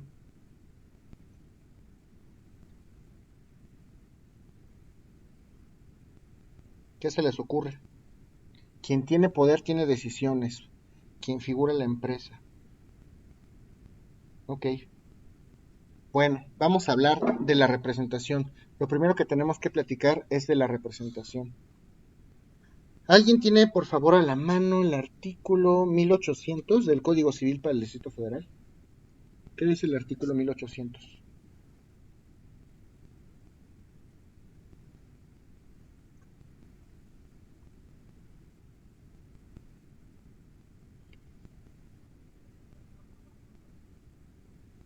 Quien sea, quien lo tenga a la mano.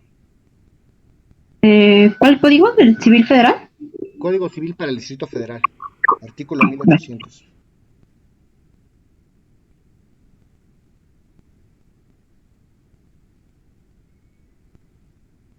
Sí, artículo 1800.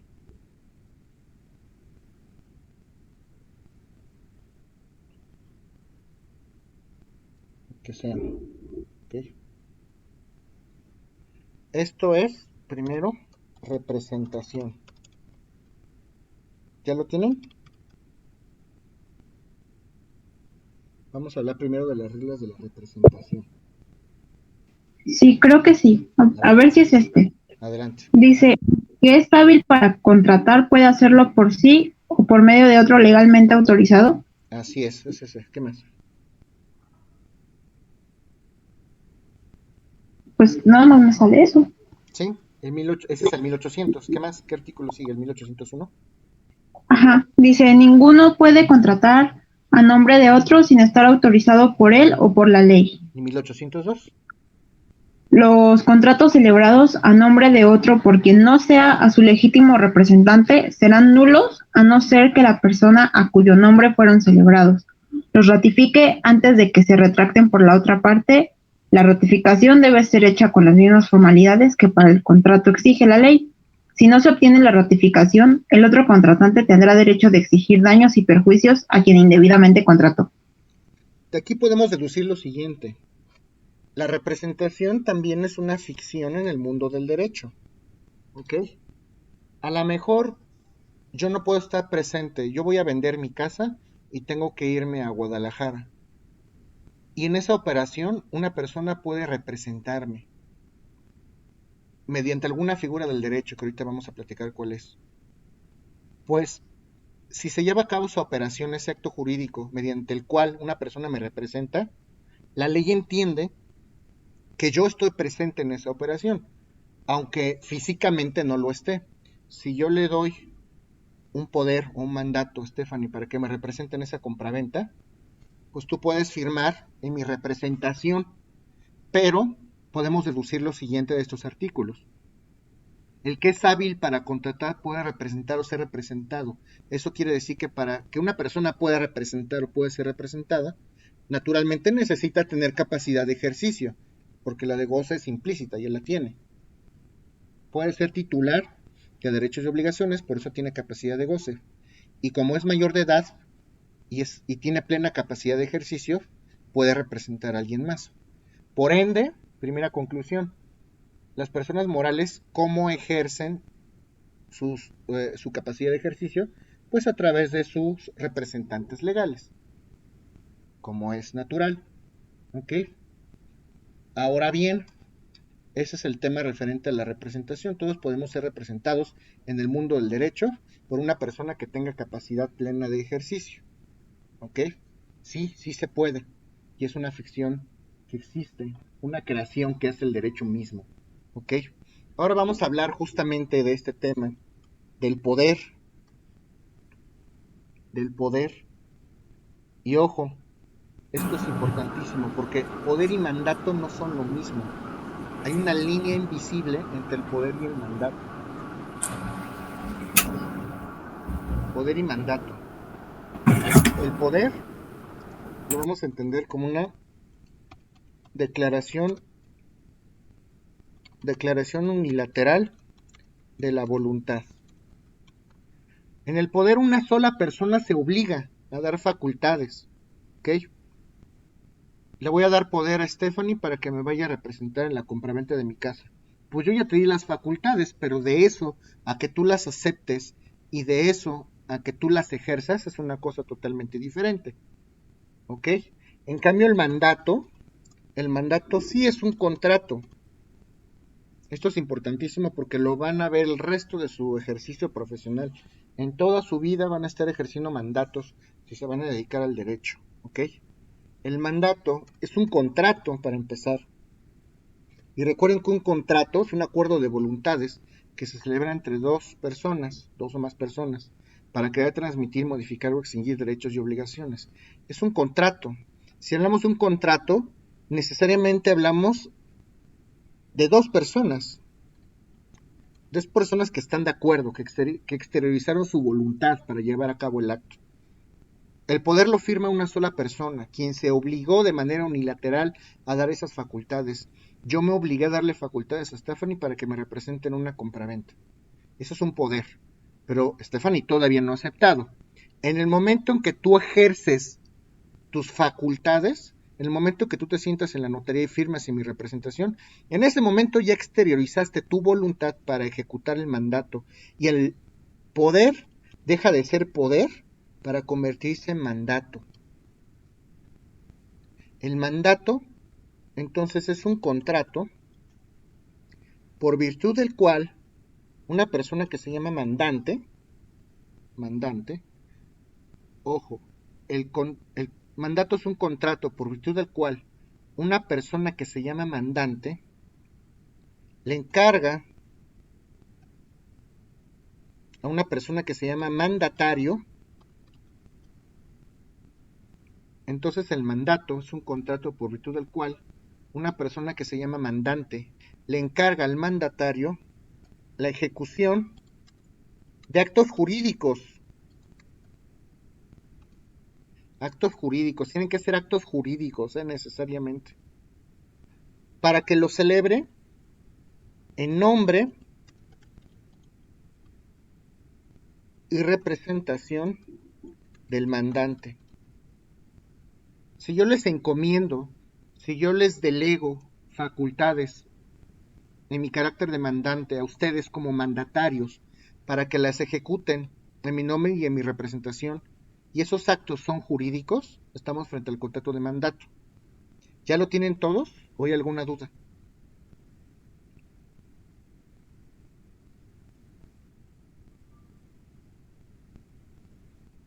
Comodato es un préstamo, ¿ok? Un comodato es un préstamo a título gratuito. Te voy a prestar mi casa sin que me pagues renta. Ese es otro contrato, ¿ok? Toma, te presto mi casa y no me vas a pagar precio. Es un préstamo de un bien gratis, ¿ok? Pero bueno, el mandato. ¿Les queda duda del mandato? ¿Ya tienen todos el concepto del mandato? Mandante. Ok. El mandante delega, le encarga al mandatario que en su nombre y en su representación ejecute actos jurídicos. En cuanto un apoderado ejercita las facultades que le fueron conferidas por el poderdante, en el poder hay dos partes. El poderdante, la persona que se obligó a dar las facultades. Si yo le doy un poder a Stephanie, yo soy el poderdante y Stephanie es la apoderada. Si yo me obligué unilateralmente y te di esas facultades, yo soy el poderdante y Stephanie va a ser la apoderada. En el momento en que Stephanie exterioriza su voluntad para ejecutar esos actos que yo le encomendé, el poder deja de ser poder y automáticamente se vuelve mandato. Esto es importantísimo. ¿Tienen duda de esto? Se debe aclarar la vigencia para poder... Sí, aquí en la Ciudad de México aquí en la Ciudad de México, generalmente los notarios no ponen una vigencia, pero en otros estados, por ejemplo en el Estado de México, sí le ponen vigencia a los mandatos, a los poderes, ¿ok? Y debiera de ser así por seguridad jurídica. Aquí el tema es que el mandato, por ejemplo, se extingue con la muerte. Si yo le doy un poder a alguien, el poder también naturalmente se extingue con la muerte. Si yo le doy un poder a una persona, o si yo contrato un mandato con alguien y yo fallezco, automáticamente se extingue el poder o el mandato. ¿Ok? Vamos a seguir viendo de esto. Todavía hay muchas reglas que hablar de esto. ¿Ok? Bueno, vamos a hablar ahora de las facultades del mandato. Es muy importante. Todos los poderes y todos los mandatos se tienen que, en todos los poderes y en todos los mandatos se tiene que aclarar las facultades,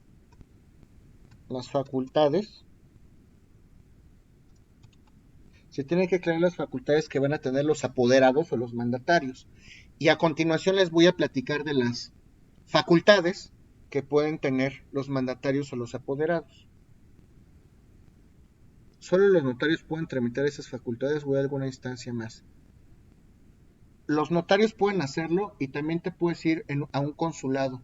Los consulados también lo pueden hacer. Como es un tema de naturaleza civil, un corredor no puede otorgar ante las pólizas que hacen, porque la documentación oficial de los corredores se llaman pólizas y la de los notarios obviamente se llaman escrituras, se llama protocolo o folios, se llaman folios. La papelería oficial del notario son folios, la del corredor son las pólizas, que finalmente son del gobierno. Cada 5 años se documentan estos folios y estas pólizas y se mandan al Archivo General de Notarías, en su caso, ¿ok?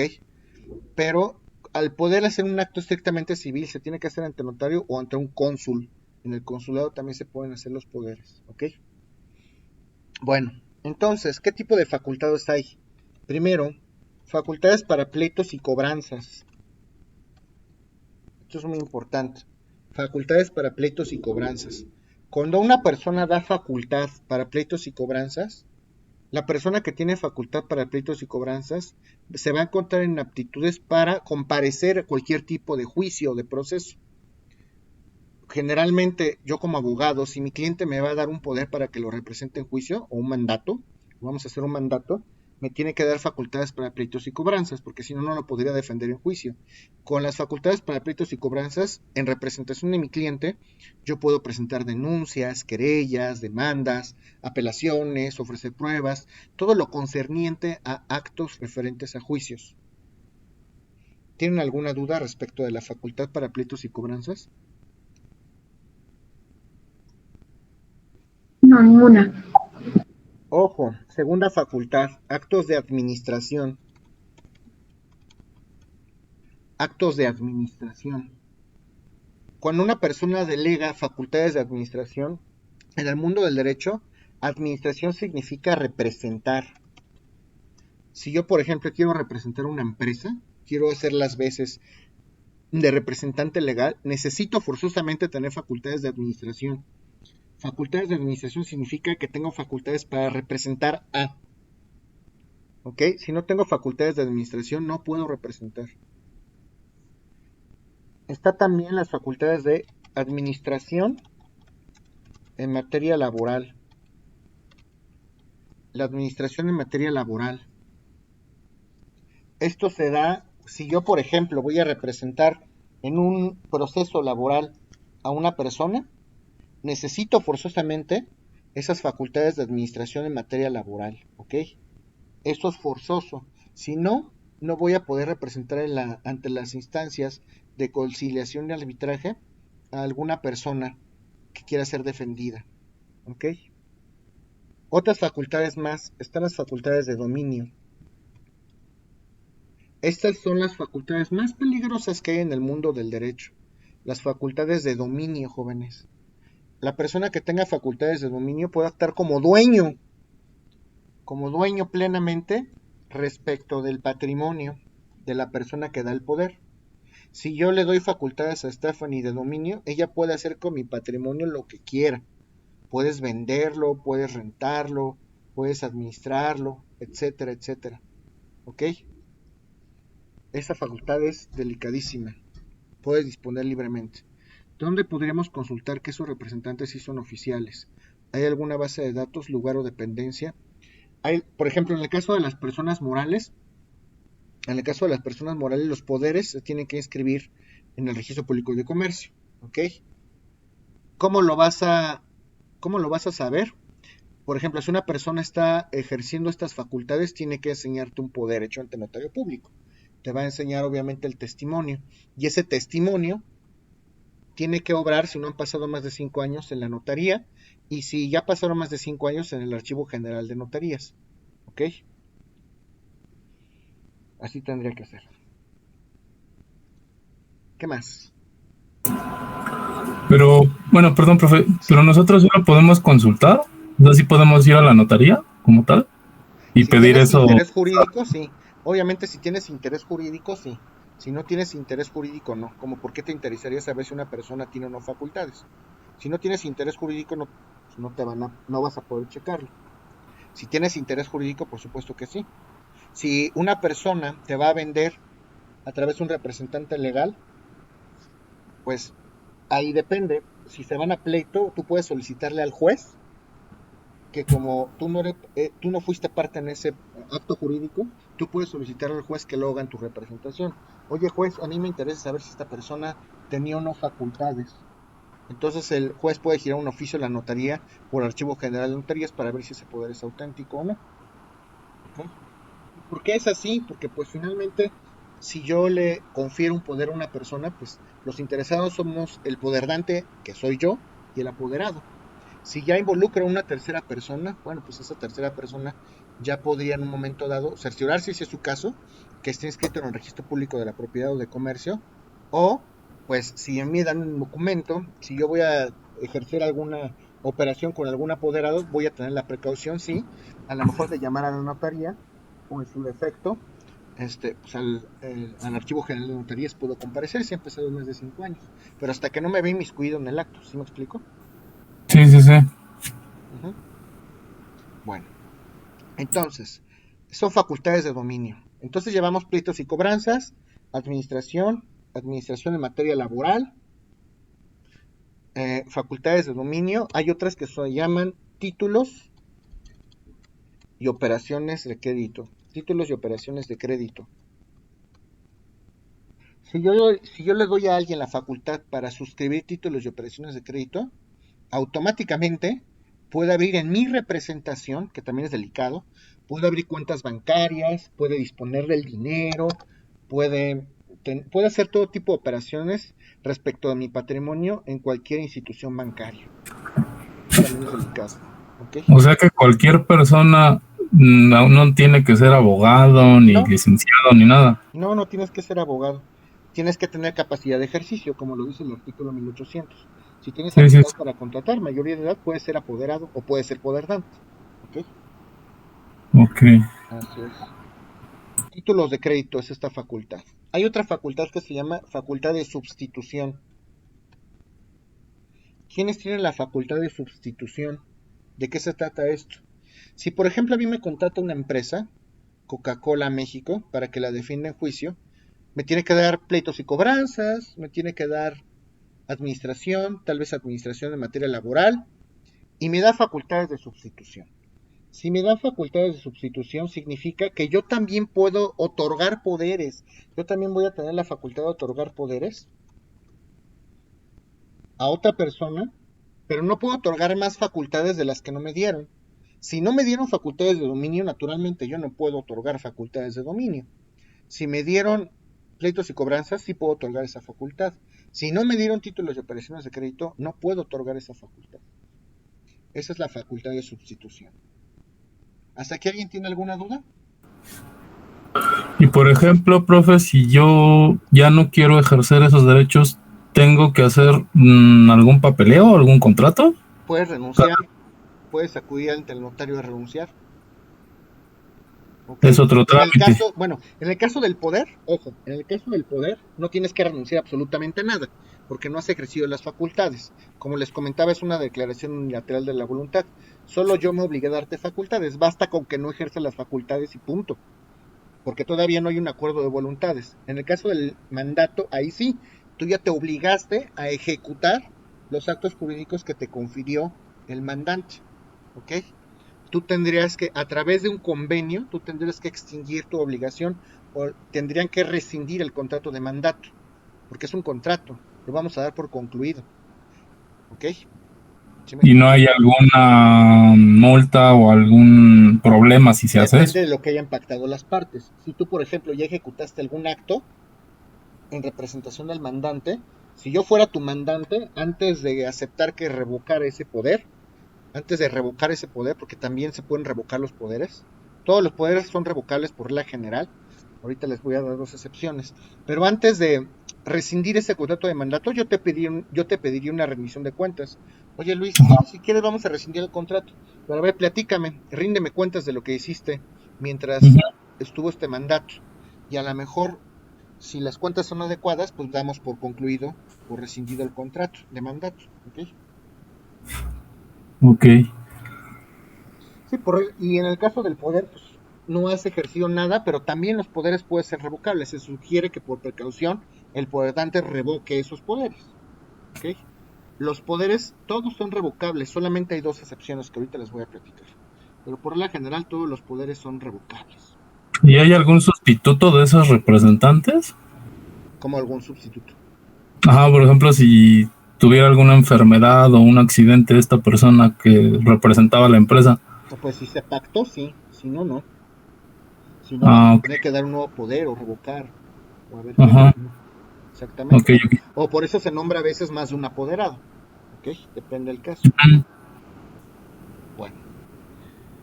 Bueno, estas son las clases de facultades que hay para...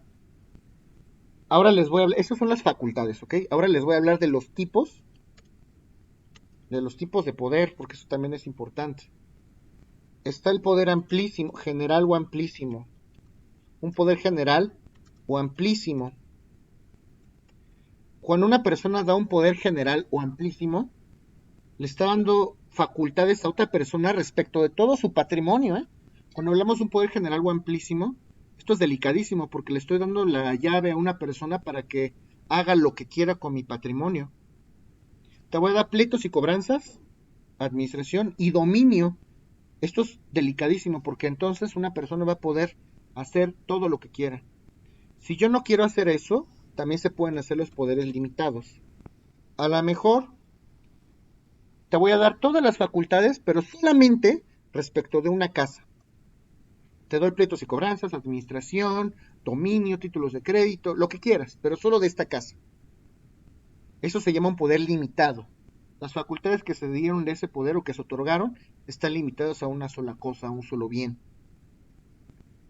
Y eso se hace generalmente, con el caso que comentaba de Stephanie, oye, te voy a dar un poder general limitado, ¿ok? Un poder general pero que esté limitado a la casa. Si yo doy un poder amplísimo, lo doy respecto de todo mi patrimonio. Si yo doy un poder general, lo doy con todas las facultades, pero a lo mejor lo voy a limitar a una casa para que tú puedas disponer de la casa como tú quieras, incluso si quieres venderla mientras yo no estoy. Esos poderes no es que estén prohibidos en la ley, pero por precaución los notarios casi ya no los hacen, porque eso se presta a que se evadan impuestos. Por ejemplo, y este es el clásico ejemplo, yo tengo mi casa y se la vendo a Luis. Y en vez de hacer un contrato en escritura pública, en vez de hacer una escritura pública, hacemos un contrato privado. Y en ese contrato privado voy a poner una cláusula donde dice que como yo no voy a poder estar en México, tú puedes autoescriturarte, tienes facultades de dominio, puedes firmar en mi nombre para escriturarte a tu favor el inmueble. Pues lo que hace mucha gente es, ok, ya me dieron ese poder con facultades de dominio, en cuanto a escrituro, automáticamente Luis tendría que estar pagando impuestos sobre adquisición de inmuebles, impuestos sobre la renta, IVA. Para evitar esa paga de impuestos, a lo mejor en vez de autoescriturarme a mí, se lo vendo a Stephanie y me salté la escritura de Luis cuando debía ser, que primero debía ser Luis su escritura. Ya no pagué esos impuestos y solamente Stephanie tendrá que pagar sus impuestos por adquirir. Como mucha gente hace eso, ya los notarios no dan ese tipo de poderes. ¿Ok? ¿Sí está claro o no? Sí, profe. También hay Oiga, un poder... ¿Perdón? Oiga, y por ejemplo, las personas que invaden terrenos o estos famosos paracaidistas, ¿con Que qué documentos de cierta manera se representan? no, pues no tienen documentos, por eso son paracaidistas. Justamente por eso Pero, tienen que... pero pero tú por ejemplo, quieres si saber ellos si ellos contrataran un reclaman. servicio de Telmex, No, Telmex o sea, simplemente te sirve para acreditar que tú pagaste un servicio en ese inmueble. A criterio del juez, eso lo vamos a ver más adelante en derecho de bienes. Vamos a hablar de la prescripción más adelante. La prescripción es la adquisición de un derecho por el simple transcurso del tiempo. Y puedo adquirir derechos de propiedad si cumplo ciertos requisitos. A lo mejor, con eso puedes acreditar al juez que cierto tiempo estuviste habitando el inmueble, nada más. Pero eso no te ajá, confiere ningún tipo de derecho. Eso lo vamos a platicar más adelante, ¿ok? ya no pueden hacer posesión completa, No, no no, hay no. forma. De hecho, vamos a estudiar posesión. Posesión nada más es un poder de hecho que ejerce respecto de un bien. ¿Quién tiene la posesión del inmueble? Pues el que tenga las llaves. Él tiene la posesión.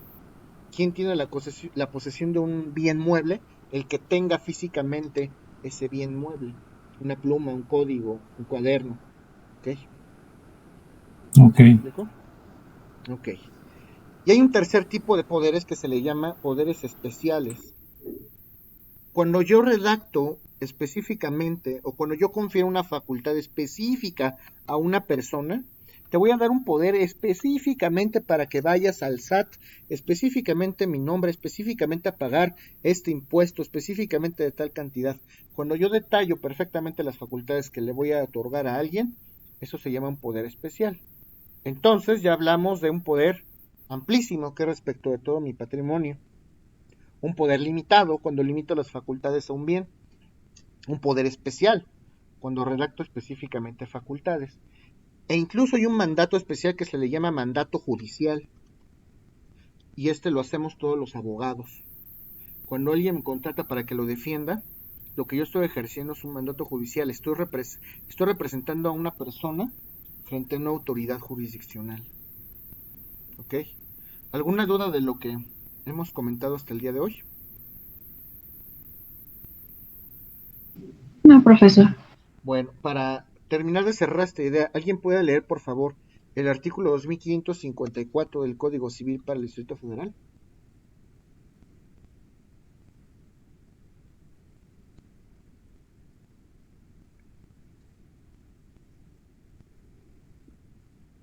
Dos mil quinientos cincuenta y cuatro.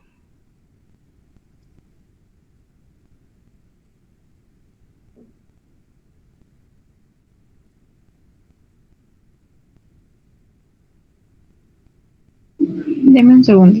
Sí.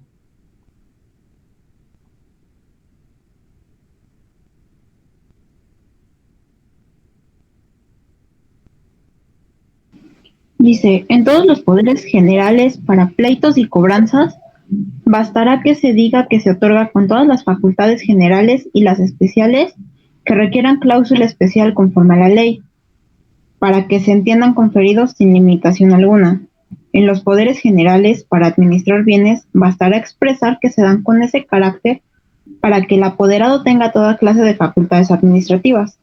En los poderes generales, para ejercer actos de dominio, bastará que se den con ese carácter para que el apoderado tenga todas las facultades de dueño, tanto en lo relativo a los bienes como para hacer bien toda clase de gestiones a fin de defenderlos. Cuando se quisieran limitar en los tres casos antes mencionados, las facultades de los apoderados, se consignarán las limitaciones o los poderes serán especiales. Los notarios insertarán este artículo en los testimonios de los poderes que otorguen.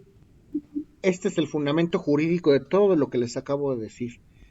El títulos de operaciones de crédito, ese viene en la Ley General de Títulos de Operaciones de Crédito, pero ese es el fundamento jurídico.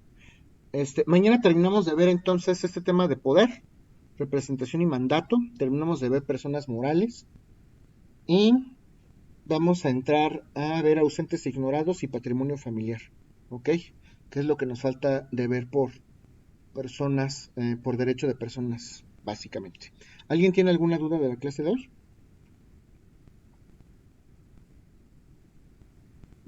No, profesor, muchas gracias. Gracias a ustedes, nos vemos el día de mañana. Le había mandado un WhatsApp de que no iba a poder entrar a la clase, entonces para que ya lo ignore. Ah, ok, gracias, Stephanie. Perdón, ni lo pude ver, pero gracias. Bueno, nos vemos mañana, niños. Hasta luego.